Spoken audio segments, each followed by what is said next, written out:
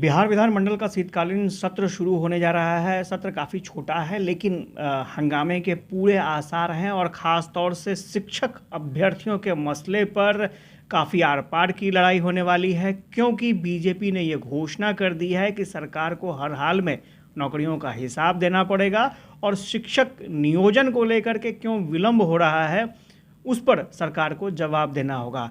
हमारे साथ एजाज अहमद हैं, आरजेडी के प्रवक्ता हैं, उनसे जान लेते हैं कि वो किस तरह से देखते हैं। एजाज जी, लगता है कि सत्र ठीक ठाक चलेगा? देखिए, सत्र जनहित के मुद्दे पर, जन सरकार के मुद्दे पर जो सरकार कार्य कर रही है उस पर हम लोग चर्चा डिबेट कराना चाहते हैं, क्योंकि हम लोग जो कहते हैं उसको करने का काम किया। हम लोगों ने कहा था कि 10 लाख लोगों को नौकरी देंगे, 10 लाख लोगों को रोज़गार देंगे। उसकी कड़ी और सिलसिला शुरू हो चुका और आप देख रहे हैं कि जो कहे हैं उस पर अमल शुरू हो गया है और हर दिन बेरोज़गार नौजवानों के चेहरे पर खुशियाँ देखी जा रही है, उनके चेहरे पर मुस्कुराहट है। भारतीय जनता पार्टी को कहने का कोई नैतिक अधिकार नहीं है, क्योंकि भारतीय जनता पार्टी ने वादा किया था कि केंद्र में जब हमारी सरकार 2014 में बनेगी तो हम हर साल 2 करोड़ लोगों को नौकरी या रोज़गार देने का काम करेंगे। 8 साल सरकार को हो गया, 16 करोड़ के जगह पर इन्होंने दिया है 7,22,000 ऑन रिकॉर्ड, जो भारत सरकार के रोज़गार के आंकड़े उसके अनुसार। तो भारतीय जनता पार्टी कहाँ पर है? रोज़गार के मामले में तो वो कहीं टिक ही नहीं सकती। हाँ, नफ़रत के मामले में भले वो देश में नफ़रत फैलाने का काम करे, नौजवानों का इस्तेमाल करे, नौजवानों को भावनात्मक मामलों में फंसाने का काम करे, ये काम कर सकती है, चूँकि इस मामले में वो निपुण है। लेकिन हम लोग जिस दिन से महागठबंधन की सरकार बनी है, आप देख रहे हैं कि देश के जो मीडिया हैं उनका भी कहीं ना कहीं डिबेट और जो लोगों के बीच बहस का मुद्दा है, पहले नफरत हुआ करता था, धार्मिक उन्माद हुआ करता था, नौकरी है। अब रोज़गार और नौकरी पर चर्चा होती है। और हम लोगों ने जिस दिन से लोगों को रोज़गार का परवाना देना शुरू किया, उसके बाद से भारतीय जनता पार्टी के खेमे में बेचैनी हुई और पुनः माननीय प्रधानमंत्री जी ने लोगों के बीच आकर के जून में घोषणा किया कि हम 10 लाख लोगों को नौकरी और रोज़गार देने का काम करेंगे। लेकिन वो सिर्फ घोषणा ही पर रहते हैं, हम अमल में हैं। नहीं, अब जो होने वाला है वो है कि जो विधानमंडल का सत्र शुरू हो रहा है, सबसे प्रमुख मुद्दा एजुकेशन से जुड़ा हुआ रहेगा, शिक्षक नियोजन से जुड़ा हुआ रहेगा। बीजेपी ने इसे मुद्दा बना लिया है और बीजेपी ये कह रही थी कि 13 तारीख से पहले अगर सब चीज़ हो जाता है तब तो ठीक है, नहीं तो फिर हमको जवाब चाहिए। देखिए, बीजेपी को मुद्दा बनाने का आधार नहीं है। 2.25 साल इधर सरकार में थे और 1 साल पहले 2019 का ये मामला है, STET BTET का मामला है, तो 3 सीटेट बीटेट का मामला है। 2 साल और 1 साल, 3 साल के लगभग हो गया। भारतीय जनता पार्टी सत्ता में साथ में साझेदार थी। कितने लोगों को नौकरी के प्रति गंभीरता दिखाई और कितने लोगों को नियुक्ति पत्र देने का काम किया? उनका कहना है कि उनका कहना है कि उन्हीं के समय में तो सारी प्रक्रिया शुरू हुई, वो तो नीतीश जी जबरदस्ती लटका कर रखे थे। देखिए, भारतीय जनता पार्टी जब कुछ अच्छा होता है तो कहते हैं कि हमारे कारणों से हुआ, और जब कहीं रुकावट होता है तो कहते हैं कि नीतीश जी रोकने का काम किए। नीतीश जी कभी किसी को रोकने का काम नहीं करते हैं, नीतीश जी तो आगे बढ़ाने का काम करते हैं। भारतीय जनता पार्टी इस मामले में, चूँकि रोज़गार से उनको मतलब है नहीं, रोज़गार और नौकरी से उनको कोई वास्ता है नहीं, इसलिए इस तरह की भाषा इस्तेमाल करते हैं। और जो जिस दिन से हमारी सरकार बनी है, हम हर दिन रोज़गार के प्रति और नौकरी के प्रति गंभीर हैं। और जब से ये सीटेट बीटेट का मामला सामने आया है, आप देख रहे हैं कि हमारी सरकार की ओर से लगातार इस सिलसिले में प्रारूप तैयार किया जा रहा है और लोगों को नियुक्ति कैसे दिया जाए, किस तरह से जल्द लोगों को नियुक्ति पत्र मिले, इस पर हमारे सरकार के नेता माननीय नीतीश कुमार जी भी गंभीर हैं, माननीय उप मुख्यमंत्री तेजस्वी प्रसाद यादव जी गंभीर हैं और शिक्षा मंत्री चंद्रशेखर जी लगातार इस पर काम कर रहे हैं। एजाज जी, लेकिन कम से कम पता तो चलना चाहिए, कुछ दिखना तो चाहिए कि हाँ, कहा गया था दिसंबर में भी कोई सुगबुगाहट दिख नहीं रही है। शिक्षा मंत्री का स्टेटमेंट आया, हाँ होगा, जल्द होगा, तो वो तो पुराना स्टेटमेंट है। कब तक होगा, कब शुरू होगा, ये तो कुछ दिखना चाहिए ना। देखिए, दिख रहा है, चूँकि जो राजनीति करने वाले लोग हैं इस पर राजनीति कर रहे हैं। जिनको मिलना है परवाना, जिनको नियुक्ति पत्र मिलना है, उनको भी पता है कि मेरे लिए काम गंभीरता से सरकार कर रही है।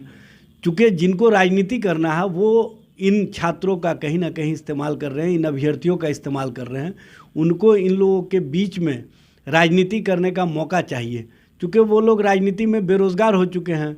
तो जो बेरोजगार जुमलाबाज पार्टी के नेता लोग हैं वो चाहते हैं कि हमको रोजगार मिल जाए, तो रोजगार के लिए बेरोजगारों का ये इस्तेमाल करना चाहते हैं। लेकिन हमारी सरकार बेरोजगारों को रोजगार देने के प्रति गंभीर है।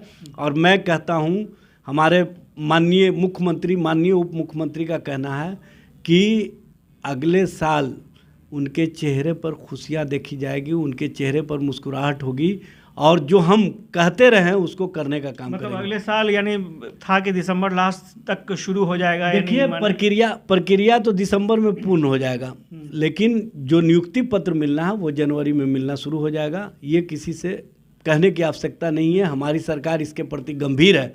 अब माननीय शिक्षा मंत्री जी ने कल भी कहा है कि हम इस मामले में गंभीर हैं, और हम चाहते हैं कि जो नौजवान इस तरह से परीक्षा पास आउट करके बैठे हुए हैं उनको बैठना नहीं पड़े, उनको नियुक्ति दिया जाए, उनको परवाना दिया जाए, और उस पर हम गंभीर हैं और हमारी सरकार गंभीर है।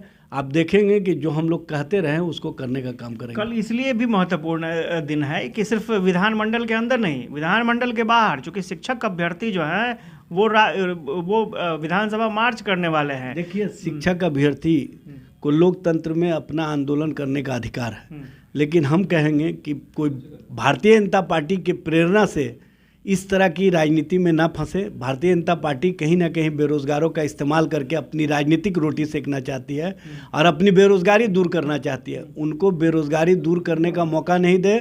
बेरोजगारों के प्रति हमारी सरकार जो गंभीर है, और जो हमारी गंभीरता है, जो हम आपके चेहरे पर मुस्कुराहट देखना चाहते हैं, नौजवान उस चेहरे की मुस्कुराहट में सरकार के साथ भागीदार बने। सरकार उनके प्रति जो गंभीरता दिखा रही है उस गंभीरता को वो भी समझे और धैर्य रखें। सब कुछ समय के अनुसार होगा, कहीं कोई इफ बट का मामला नहीं है। मामला इसलिए भी गड़बड़ा गया ना, मामला इसलिए गड़बड़ा गया कि कुढ़नी में आपने देखा होगा कि जब डिप्टी सीएम और सीएम गए थे तो वहाँ शिक्षक अभ्यर्थियों को कुर्सी से मारा गया। तो स्वाभाविक है, अभी शिक्षक अभ्यर्थी कह रहे हैं कि नहीं, उसी का नतीजा है कि हार हो गई। लोगों को पता है कि चुनावी आम सभा में सभी तरह के लोग आते हैं। अब कौन क्या किया वो जांच का विषय है, लेकिन इतना मैं कह सकता हूं कि महागठबंधन के कोई भी नेता या कार्यकर्ता ऐसा काम नहीं कर सकते, क्योंकि हमारी सरकार नौजवानों के प्रति, बेरोजगारों के प्रति जिस गंभीरता से काम कर रही है उसमें सारे कार्यकर्ता भी खुश हैं, क्योंकि उनके भी परिवार के सदस्य कहीं ना कहीं सीटेड और बीटेड करके बैठे हुए हैं। उनको भी चाहिए कि हमारे परिवार के सदस्यों को नौकरी मिले, उनके चेहरे पर मुस्कुराहट आए, उनके भविष्य बेहतर हो, उनके परिवार का भविष्य बेहतर हो। इसलिए कोई कार्यकर्ता इस मामले में भारतीय जनता पार्टी के राजनीति का हथियार नहीं बन सकता है, ये मानना चाहिए। इसमें कहीं ना कहीं भारतीय जनता पार्टी के लोग राजनीति किए हैं, जो बाद में जब छात्रों ने हम लोगों को ऑफ द रिकॉर्ड बताया कि भारतीय जनता पार्टी के कुछ नेता और कार्यकर्ता इस तरह की राजनीति करते रहते हैं, हम लोग उनकी राजनीति में नहीं आएंगे। हम समझते हैं कि जो अभ्यर्थी हैं, जो सीटेड बीटेड पास किए हुए छात्र हैं, वो इस गंभीरता को समझ रहे हैं और वो राजनीति का शिकार नहीं बनेंगे, भारतीय जनता पार्टी की राजनीति का औजार नहीं बनेंगे। भारतीय जनता पार्टी जो चाहती है वो हम नहीं चाहते। हम चाहते हैं कि चेहरे पर मुस्कान दिखे, चेहरे पर मुस्कुराहट दिखे, और जो बिहार का भविष्य है वो परिवार के साथ अपना भविष्य को भी बेहतर बनाए। चलिए, तो एजाज़ अहमद थे और ये बता रहे थे कि किस तरह की स्ट्रैटेजी बीजेपी की चल रही है, और फिलहाल जो शिक्षक अभ्यर्थी हैं उन्हें इस रणनीति से बचने की आवश्यकता है, क्योंकि भविष्य उनका इंतज़ार कर रहा है, विलंब हो रहा है। तो थोड़ा विलंब भी सही, देर आए दुरुस्त आए, और नए साल में खुशखबरी मिलेगी।